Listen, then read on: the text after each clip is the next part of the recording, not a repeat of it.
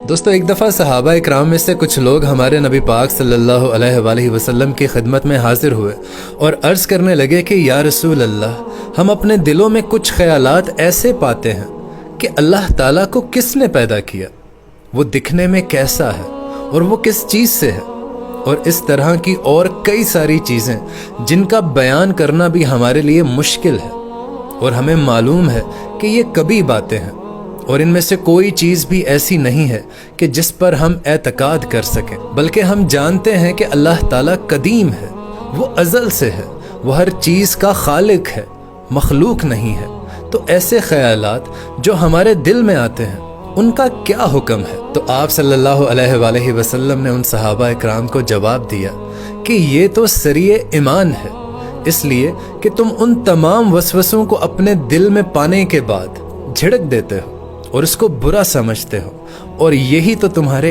ईमान की अलामत है। सुभान अल्लाह। दोस्तों, अगर आपके दिमाग में भी कभी ऐसे वसवसे, ऐसे सवालात शैतान पैदा करे तो उनको झिड़क दिया करें, क्योंकि यही ईमान की अलामत है।